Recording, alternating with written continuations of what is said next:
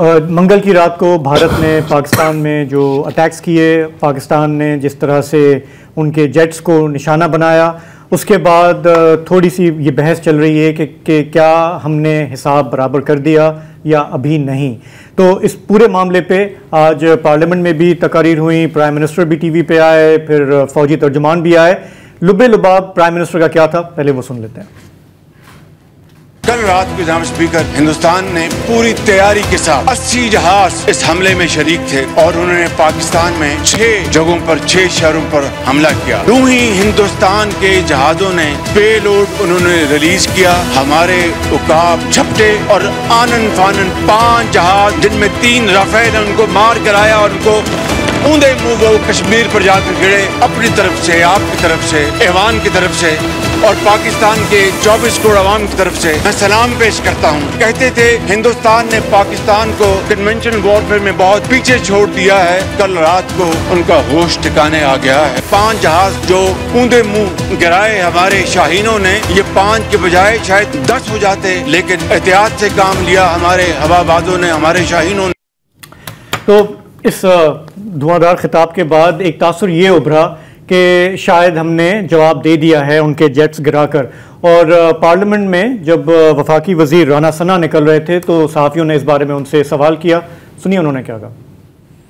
ये तो मुसल्लह अफवाज ने तो कार्रवाई की है, यानी वो जो एक बयानिया हुकूमत का और आर्मी चीफ का था कि अगर उन्होंने कोई हरकत की हम नहीं करेंगे, लेकिन अगर उन्होंने की तो हम उसका मुंह तोड़ जवाब देंगे। तो वो मुंह तोड़ जवाब जो है वो दिया जा चुका है। मेरा ख्याल है कि रात के जवाब के बाद उन्हें आराम आ जाना चाहिए। मजीद वो करेंगे तो उसका फिर इससे भी ज्यादा मुंह तोड़ जवाब। और अगर वो नहीं करेंगे तो हम कुछ नहीं करेंगे। देखें, अगर वो नहीं करेंगे तो इसके ऊपर एक जिम्मेदार स्टेट के तौर पे गवर्नमेंट की भी और आर्मी चीफ की ये कमिटमेंट है। हमने दुनिया से ये कहा है कि अगर वो कार्रवाई ना करें या वो कोई एक्शन ना ले या वो कोई दरअंदाजी ना करे तो हमारी तरफ से कोई ऐसी गैर जिम्मेदार बात जो है वो नहीं होगी। लेकिन फिर चूंकि ये मामला अभी सेंसिटिव है, खतरा अभी टला नहीं है, वजीर दिफा ख्वाजा आसिफ से जब ये पूछा गया, उन्होंने कहा कि ये जंग मजीद आगे बढ़ेगी, अभी क्लोजर नहीं हुआ है। क्या जवाब देना है, किस तरह का जवाब देना है, किस लेवल का जवाब देना है, ये तो एनएससी ने आज सपोर्ट कर दी है फौज को कि वो स्ट्रेटजी से। बहुत टेंस है सिचुएशन जो है, कोई इसकी शिद्दत में कोई कमी नहीं आई जो है। ये जंग मजीद आगे बढ़ सकती है? ये बढ़ सकती है, बिल्कुल आगे बढ़ सकती है। सर, आपने कहा था कि अगर पानी रोकता है भारत तो उनके आबी सताइर के ऊपर भी हमला हो सकता है। क्या हम अटैक करेंगे जबकि वो हमारे आबी सताइर के ऊपर हमला कर चुके हैं? ये उन्होंने किया है, नीलम जेलम के ऊपर हमला किया है, इसमें कोई शक नहीं है। देखिए, ये स्ट्रेटजी अगर ये डिसाइड होती है तो इसमें बिल्कुल ये भी एक ऑप्शन जो है वो एक्सरसाइज की जा सकती है जी। तो फौजी तर्जुमान भी ये कह चुके हैं कि जो हम जो रिटेलिएट करेंगे, कब करेंगे, कहाँ करेंगे, वो डिसाइड जो है वो हम करेंगे और वो अभी क्लियर नहीं कि कब होगा। जी देखिए, इसमें ना राना सनाउल्लाह की तरफ से तो कुछ लूज टॉक हुई है और मैं आपको ये भी बता सकता हूँ कि उनको ये भी बताया गया है कि आप पर इस पर ना कमेंट करें तो बहुत बेहतर होगा। ठीक है, मेरे जहन में कोई एम्बिग्विटी नहीं है इसके बारे में, क्योंकि डे 1 से हमारी सिविलियन और हमारी फौजी क़यादत कह रहे हैं कि अगर आपने हिट किया, सिर्फ क्विड प्रो को नहीं होगा बालाकोट स्टाइल, क्योंकि उससे डिटेरेंस क्लियरली एस्टैब्लिश नहीं हुई ना। अगर होती तो अभी नहीं अटैक करते। ये होगा क्विड प्रो क्वो प्लस, मतलब कि it will be a retaliation and an escalation.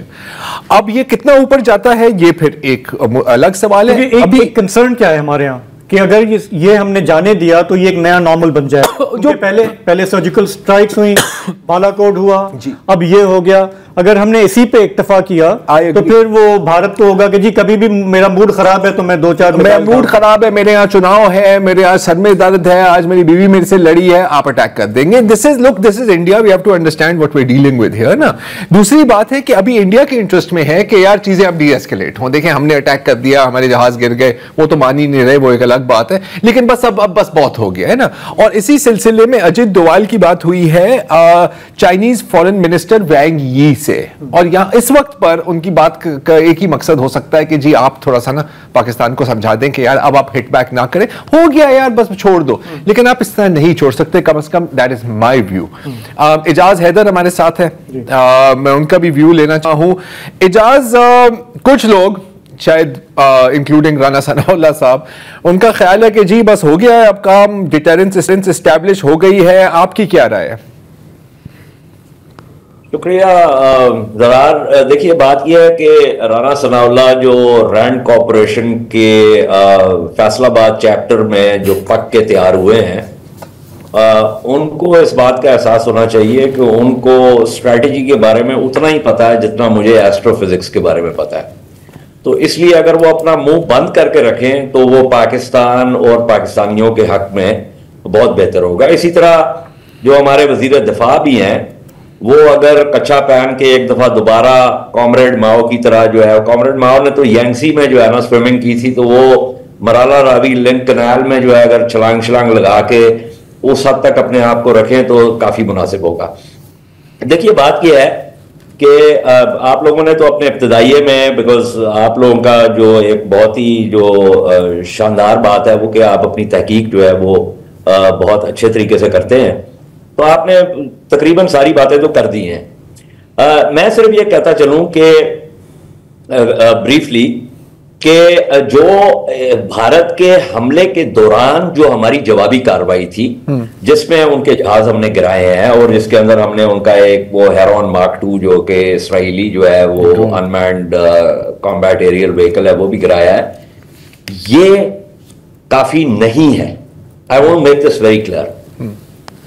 उसकी वजह है, देखिए 2016 में जो सो कॉल्ड सर्जिकल स्ट्राइक्स हुई थी, 2019 में जो बालाकोट का इंसिडेंट हुआ और ये जो कल का जो इंसिडेंट हुआ, इसके अंदर जो भारत का बयानिया है उसके अंदर एक मोटिफ है और उसके दो सतून हैं। एक उसका सतून ये है कि उस बयानिया में वो ये कहते हैं कि हम जवाबी दिफा से मुराद है कि एक हमला हमारी तरफ हुआ, हमने उसका जवाबी दिफा किया और उस जवाबी दिफा में हमने उनके बकौल दहशतगर्दी के ठिकानों पर हमला किया। ये उस बयानिए का हिस्सा है।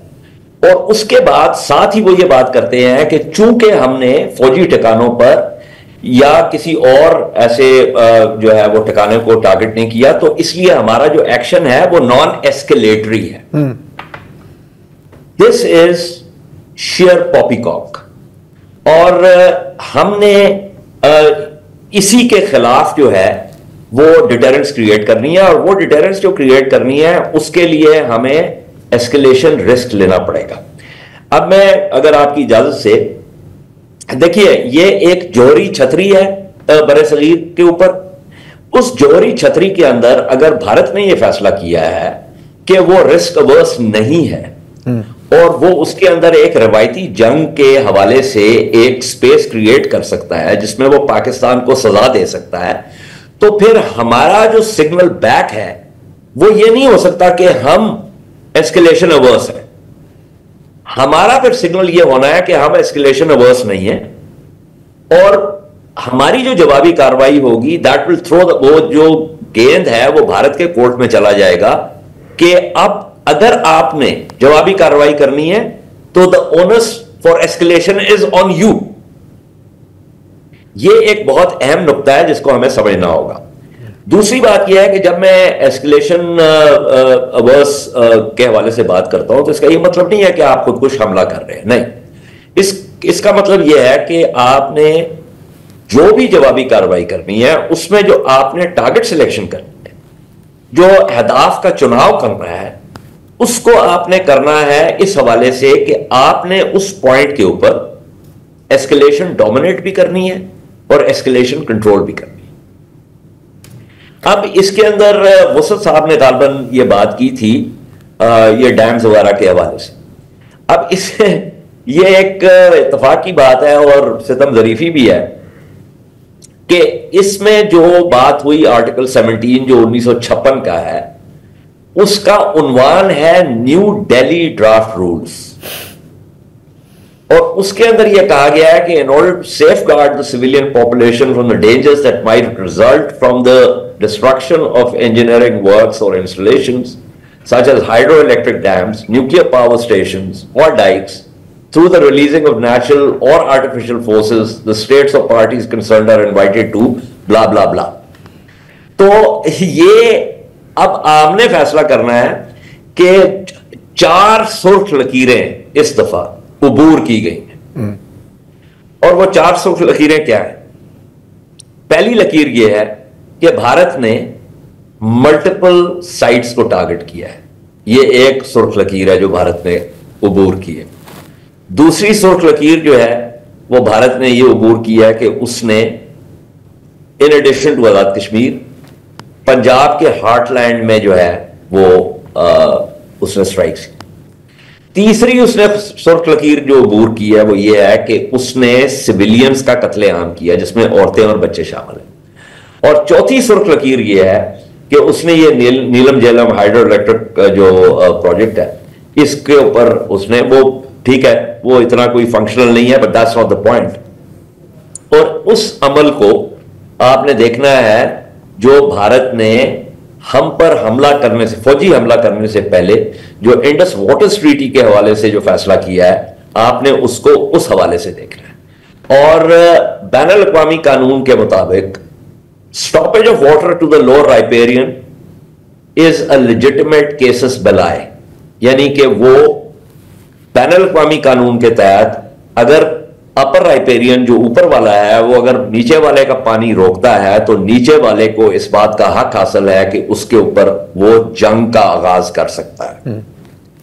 इसलिए इन तमाम चीजों को मद्देनजर रखते हुए जो हमारी जवाबी कार्रवाई थी उस लम्हे में जब भारत का हमला हो रहा था वो काफी नहीं है। पाकिस्तान हैज टू रिटेलिएट, और उसने वो जो रिटेलिएशन है it needs to increase the cost for India, ताकि आप इंडिया को डिटर करें कि जैसे जो है वो ज़रार ने बात की कि भाई आपका मूड खराब हो गया तो आपने पाकिस्तान पर हमला कर दिया। आपने ये इस बात को यकीनी बनाना है, आपका पॉलिटिको स्ट्रेटेजिक ऑब्जेक्टिव है कि आप इस बात को यकीनी बनाएं कि भारत अपने मूड की खराबी की वजह से यकतरफा तौर पर ऑडेशियसली एंड ग्रेचुइटसली इस बात का फैसला नहीं कर सकता कि वो पाकिस्तान पर हमला करे। That is to be the political strategic objective of Pakistan, what Clausewitz called the SWAC, the purpose of war, which is the highest objective. बाकी जो है the various battles that you fight, what he calls zeal, वो जो है that has to be subordinate to SWAC. तो हमारा जो political strategic objective है वो है deterrence, to make sure कि भारत को इस बात का पता हो कि अगली दफा वो पाकिस्तान पर हमला अगर करना चाहता है तो उसको उस हमले की भारी कीमत के बारे में बहुत क्लैरिटी हो। तो इजाज, अब देखें बालाकोट की अगर हम बात करें तो दे हिटास, फिर हमने एक हिट की, अभिनंदन वाला केस हुआ। शायद कुछ लोग सोचते थे कि इससे डिटेरेंस इस्टेब्लिश हो गई है, लेकिन जाहिर है ऐसे नहीं हुआ। शायद वो अपनी बॉलीवुड मूवीज थोड़ी ज़्यादा ही देख रहे थे और समझ रहे थे कि हम जीत गए हैं। अगर हम प्रैक्टिकली बात करें, और I know this is above my pay grade, आप शायद इस पर थोड़ी सी रोशनी डाल सकें कि जब हम बात करते हैं कि इनको रिटेलिएट करना है, डिटेरेंस इस्टेब्लिश करनी है, तो किस किस्म की टारगेट्स की बात हो रही है यहाँ पर? जाहिर है कि हम सिविलियन टारगेट्स को नहीं हिट करना चाह रहे। जाहिर है कि हम ये नहीं कह सकते कि जी या दिल्ली के इस कस्बे में BLA दहशतगर्द ट्रेनिंग हो रही थी, हमने वहां पे हिट कर दिया। I mean it's an option. तो फिर बचा क्या? मिलिट्री टारगेट्स या फिर एक सिंबॉलिक स्ट्राइक जैसे हमने बालाकोट के बाद देखी थी? ये चीज हम थोड़ा सा समझने की कोशिश कर रहे हैं, अगर इस पर आप रोशनी डाल सकें। ये बहुत अहम सवाल है सर। इसमें मैं अगर 2019 में जाऊं क्विकली विद योर परमिशन, तो उस वक्त जो है कि जो वजीर आजम थे उन्होंने पाकिस्तान एयरफोर्स को ये टास्क दिया था कि चूंकि उन्होंने एयर इस्तेमाल की थी कि पाकिस्तान एयरफोर्स जो है वो इसकी मंसूबा साजी करे। पाकिस्तान एयरफोर्स ने, hats off to Pakistan air force यार, I mean my heart goes out to them.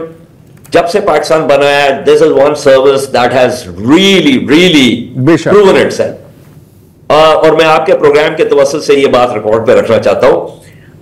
तो पाकिस्तान एयरफोर्स ने अपनी पूरी मनसूबासाजी की। वो मनसूबा जो था वो सलामती कौंसिल की कमेटी के सामने गया और उसके अंदर उन्होंने 4 अहदाफ जो है वो उनका तयन किया हुआ था, जिसको उन्होंने डिस्ट्रॉय करना था। जनरल बाजवा साहब जो हैं, जो कि जफा मारना चाह रहे थे भारत के साथ, उन्होंने कहा नहीं एस्केलेशन हो जाएगी, इसलिए आप ऐसे करें कि जी आप इनको ना लेजर पेंट करें, लेकिन बम जो है वो थोड़ी साइड पे गिरा दें।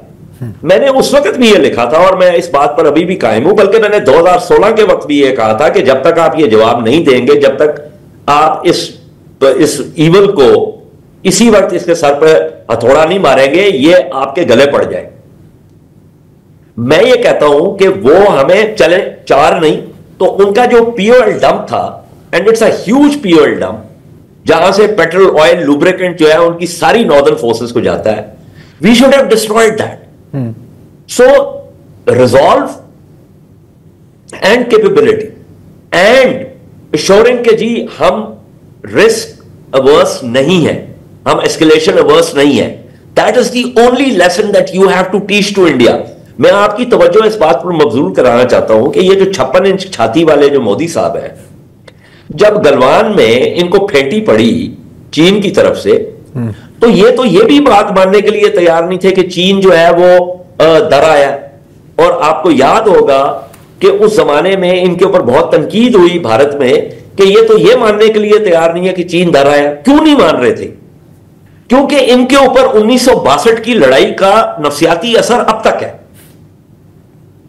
ये जब तक आप ये नफसियाती असर इनके ऊपर नहीं डालेंगे, उस वक्त तक जब भी बकौल आपके, और जो आपने बहुत दुरुस्त कहा, जब भी इनका मूड खराब होगा ये आप पर हमला कर देंगे। You have to establish deterrence. और कन्वेंशनल डिटेरेंस जो है, रवायती जंग की जो डिटेरेंस है, वो एक लॉन्गर ट्रेजेक्टरी के ऊपर वो होती है कि जिसके अंदर आप तीनों डोमेन्स जो हैं, लैंड, एयर, सी, उसके ऊपर जहां पे भी दुश्मन आप पर वार करेगा वो मुंह की खाएगा। उसको मुंह की खाने के बाद हर दफा ये एहसास होगा कि अगर मैंने अगली दफा ये किया तो मुझे इससे ज्यादा बुरी मार खानी पड़ेगी। So the one thing that you need to establish is that we are not escalation ours. Having said that, जैसे मैंने पहले कहा कि जिस भी जो भी अहदाफ आपने जो है वो चूज करने हैं, वहां पे आपने एस्केलेशन को डोमिनेट भी करना है और एस्केलेशन को कंट्रोल भी करना है। कंट्रोल करना है। अच्छा, ये यहाँ पर के तौर पे ये जो बात हो रही है डैम्स के हवाले से, ये एक बहुत अहम बात है। मैं एक हाइपोथेसिस दे रहा हूं, मैं कोई सरकारी वो नहीं हूं, मेरे पास कोई इख्तियार नहीं है, ना ही मुझे पता है मनसूबा साजी क्या हो रही है, but minor student strategy I am saying कि आपने उनको एक सिग्नल देना है। मिसाल के तौर पे किशन गंगा डैम ना उड़ाएं आप। किशन गंगा जो है उसका जो पावर जनरेशन यूनिट है उसको स्ट्राइक कर दें, so that they get a sense कि अगर आप ये करने जाएंगे तो फिर इसका ये जवाब। पाकिस्तान और भारत एक राउंड हो चुका है या एक राउंड अभी होना बाकी है। एजाज हैदर साहब हमारे साथ हैं, उनसे किसी मौजू पे तरह तरह से गुफ्तगू हो रही है। एजाज, मैं ये जानना चाहता हूँ कि जो डिटेरेंस है, जितना भारत ने कार्रवाई की है, अगर डिटेरेंस उसके वज़न के हिसाब से नहीं होता है, महज अलामती होता है, तो फिर भारत ये भी समझ सकता है कि अभी एक मौका बाकी है, असल में हमें इसका जवाब देना है पाकिस्तान का। तो वो 1 राउंड 2 हो सकता है, फिर राउंड 3 पे भी चला जाए। तो किस लेवल का जो डिटेरेंस है वो भारत को जवाबी कार्रवाई से रोक सकता है, जिसका कि जाहिर है कि फिलहाल हिंदुत्व की वजह से बहुत इम्कानात हैं, आपको पता है कि क्या सूरत हाल है। और दूसरा ये कि जो पाकिस्तान फैसला करेगा डिटेरेंस का, उसमें इंटरनेशनल प्रेशर कितना पार्ट प्ले कर सकता है या नहीं कर सकता, उसको रोकने में, उसे महदूद करने में या खुला छोड़ने में।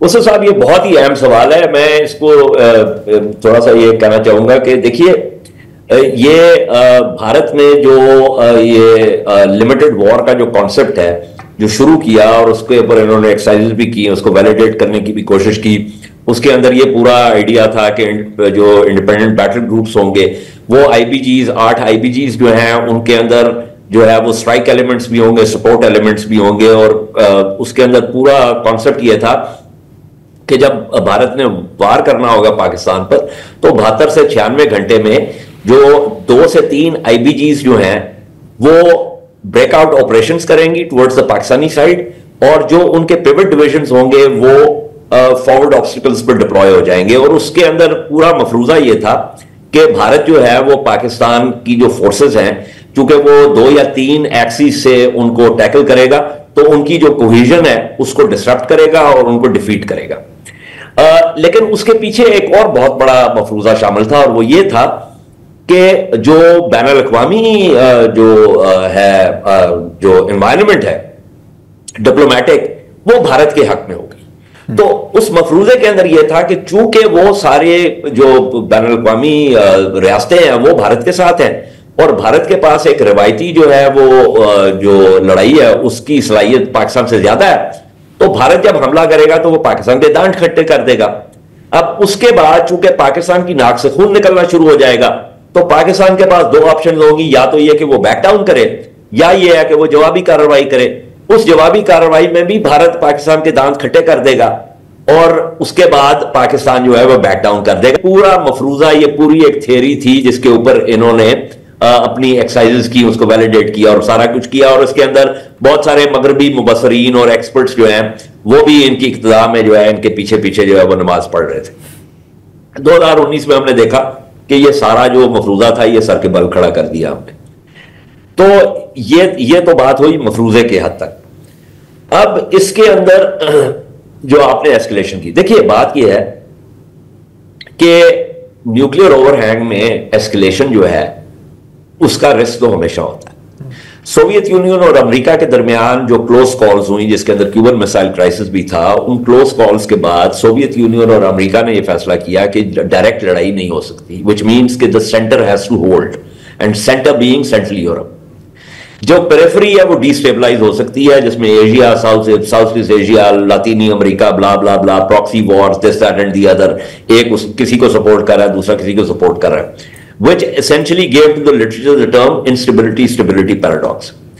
पाकिस्तान और भारत के पास वो स्पेस नहीं है। इस तारे के तौर पर अगर हम पेरिफेरी को लें तो वो पेरिफेरी जो है वो सब कन्वेंशनल है, वो कन्वेंशनल नहीं है जो भारत का तस्वर है। इसलिए जो मैंने पहले बात की थी कि हमने भारत ने यह फैसला किया है कि वो एस्केलेशन अवर्स नहीं, वो हम पे हमला कर सकता है कि there is a small band जिसके अंदर वो हमें सजा दे सकता है। हमने उनको सिग्नल बैक करना है कि भाईजान we are also not escalation ours, हम आपको जवाबी कार्रवाई करेंगे, उसके बाद onus for escalation is on you. जो डिटेरेंस की जो आपने बात की, डिटेरेंस को इस्टेब्लिश करना इतना आसान काम नहीं होता, खास तौर पर जब आप उसको रिवायती ट्रेजेक्टरी के ऊपर देखें। It has to be a longitudinal design, you cannot take a snapshot view of it। लेकिन उसके लिए जरूरी यह है कि आपने जब भी टाकरा होगा, to put it in simple words, उसमें आपने डोमिनेट करना है और उसको कंट्रोल करना है। हमारे पास ये बहुत अच्छा मौका है और इसीलिए मैं बार बार इस बात पर मुसर हूं, not because I am a warmonger. जंग किसी के लिए भी अच्छी नहीं होती, जंग हमेशा जो है वो कॉस्टली होती है, लेकिन मुस्तकबिल की जंग रोकने के लिए यह जरूरी है कि इस वक्त जो हमारे पास मौका है उसका इस्तेमाल किया जाए और एस्केलेशन को कंट्रोल और डोमिनेट और कंट्रोल किया जाए। That is the essence of my argument and I think this is something that we need to do. वरना इसके बारे में यही बात है कि जिस वक्त उनका मूड आएगा, जब भी मूड खराब होगा वहां पर हमला कर देंगे। ये जो मकूला है आजकल, इसके बारे में क्या कहेंगे? अभी भी इफेक्टिव है या फरसूदा है कि जंग तब तक कंट्रोल में रहती है जब तक शुरू ना हो? देखिए इस दफा हुआ ये है कि शेर आया के मस्ताक, वो जो भारत जो बैनुल अक़वामी इस्तेमाल करना चाह रहा था हिमायत, वो उसके पास आई नहीं है। और मैंने कल ही प्रोग्राम किया है, मैं एक प्रोग्राम करता हूं तो उसमें doctor Daniel Markey was with me, तो मैंने डैनियल से ये सवाल पूछा उसने कहा कि भाई बात यह है कि एक तो भारत स्ट्रेटेजिक ऑटोनॉमी की बात करता है, रूसो यूक्रेन के ऊपर भी और कई इश्यूज हैं जिनके ऊपर यूरोप और अमेरिका चाह रहा था कि भारत एक पोजीशन ले। Bharat refuse to do that, और अब लोगों ने फैसला किया है कि, और दूसरी बात यह है कि इस दफा ये जो बात हुई, आपने देखा न्यूयॉर्क टाइम्स की भी स्टोरी आई कि भारत ने कोई सबूत नहीं दिए जिसके अंदर पाकिस्तान के मुलव्वस होने का कोई मामला होता। तो स्टेट्स हैव सेड, जो अटैक है उसको लोगों ने कंडेम किया। उसके बाद उन्होंने भारत को कहा कि जनाब आप स्ट्रेटेजिक ऑटोनॉमी चाहते हैं, you are on your own.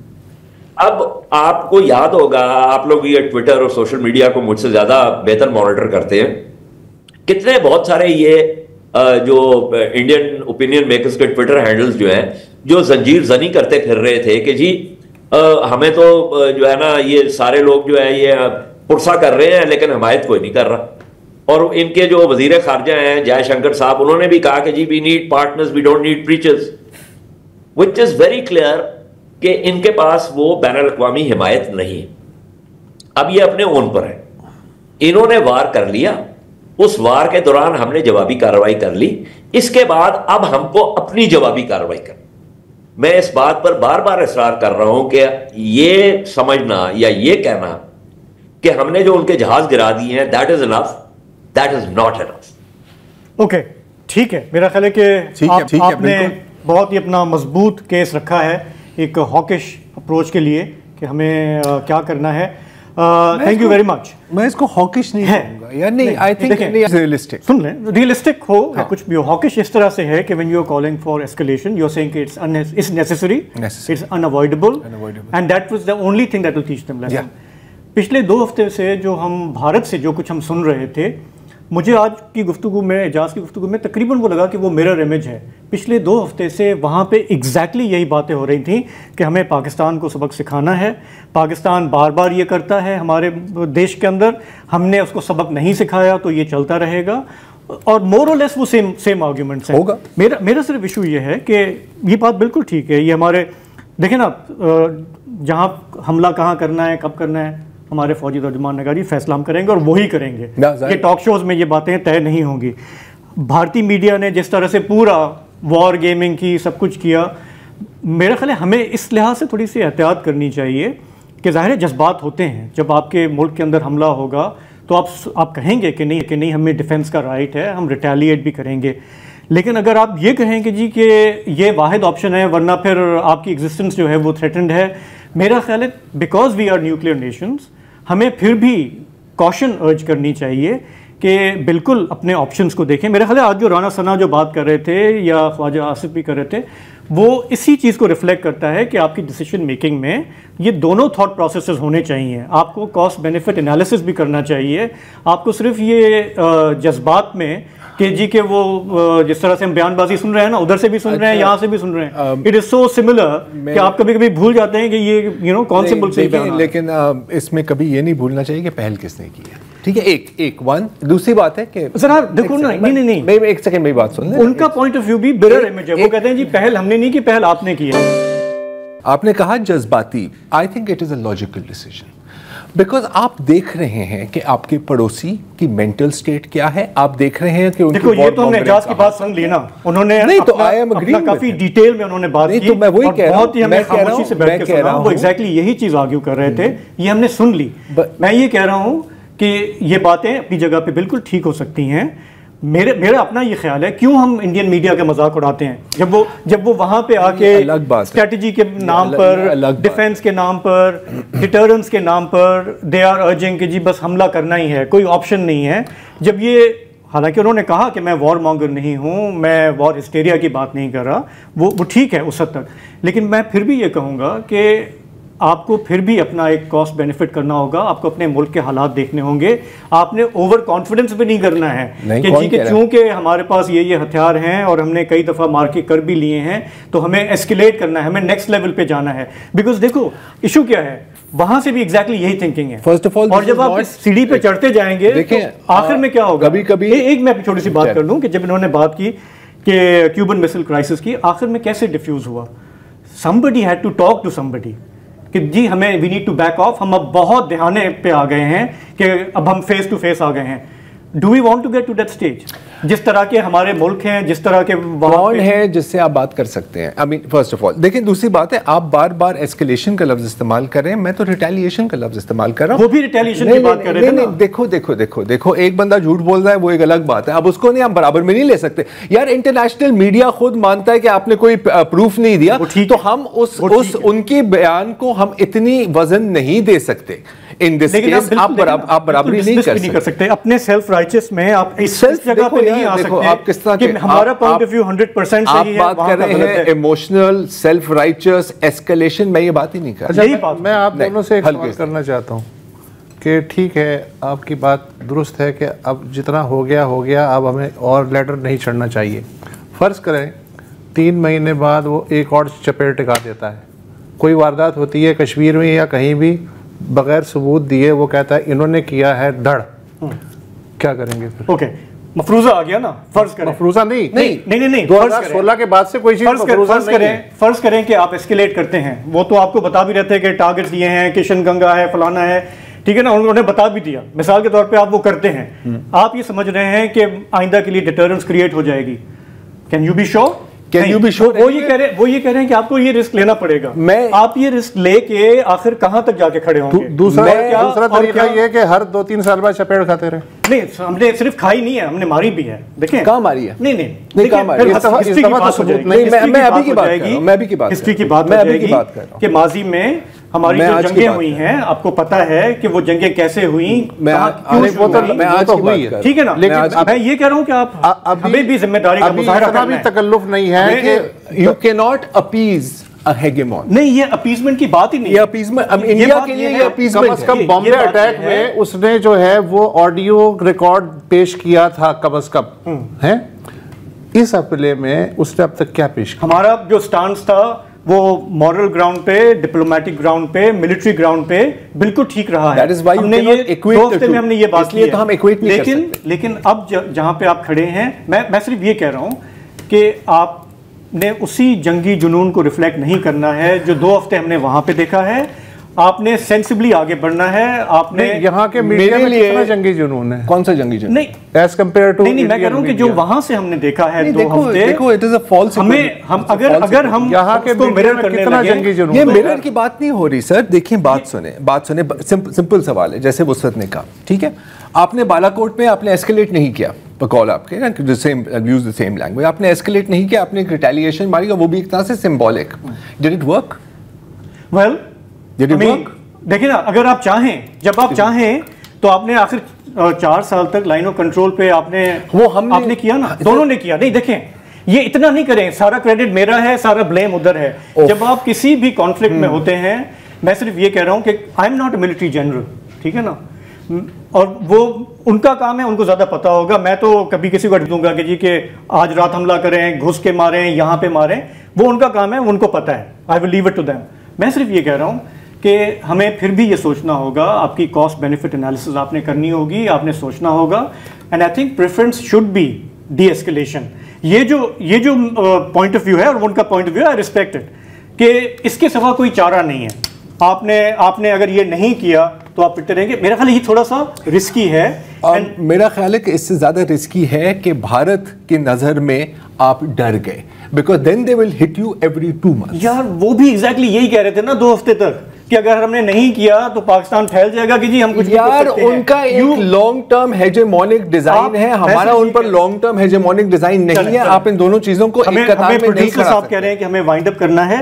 ये बहुत इंटरेस्टिंग है, इस पे हमें गुफ्तगू करनी चाहिए और इस पर बहस भी होनी चाहिए मुल्क के अंदर। हमें एक राय पे जो है ना आके हम खड़े हो जाएं और फिर वहां से टस से मसला हो, वो मेरा ख्याल है कि अच्छा नहीं होगा।